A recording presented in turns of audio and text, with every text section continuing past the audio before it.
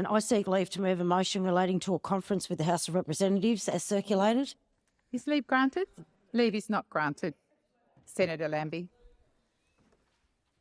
Pursuant to contingent notice standing in my name, I move that so much of the standing orders be suspended as would prevent me moving a motion to provide for the consideration of a matter, namely a motion to allow a motion relating to a conference with the House of Representatives to be moved and determined immediately. Yes. Thank you, Madam President.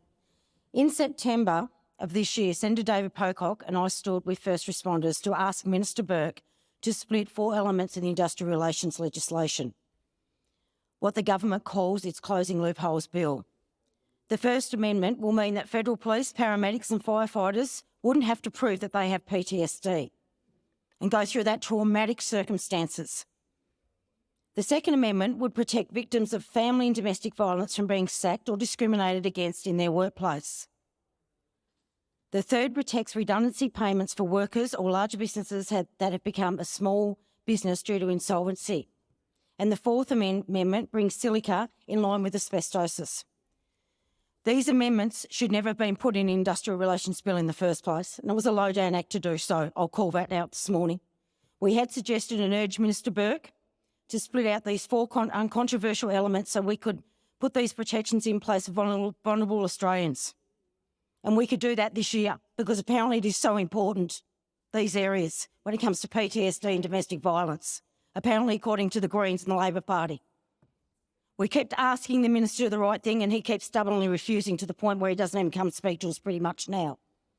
So we split the bill and we got the support of the Coalition and the crossbench, and I thank you both for that. We even gave the Minister the split bills and we were talking about our intentions in the media.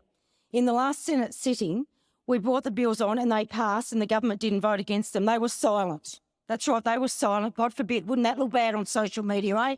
Imagine that on social media. Voting against domestic violence and PTSD to be brought in effective immediately. Shameful. Then the bill went down to the House where all the government had to do was vote on their own legislation.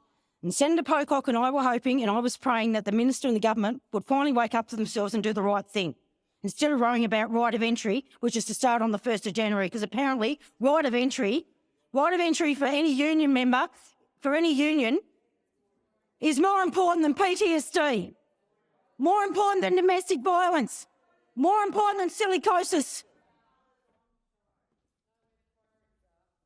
And they're not even on the notice paper today. What do you know? But that doesn't matter. They've passed the Senate and can be passed by the government right now in the other House.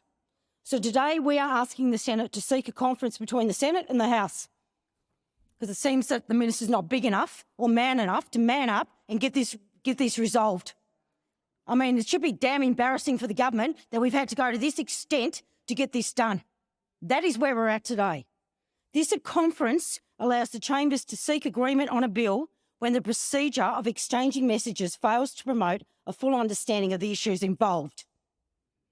Senator Pocock and I are serious about this, and we want these protections in place by Christmas, and there is not one damn reason why they shouldn't be.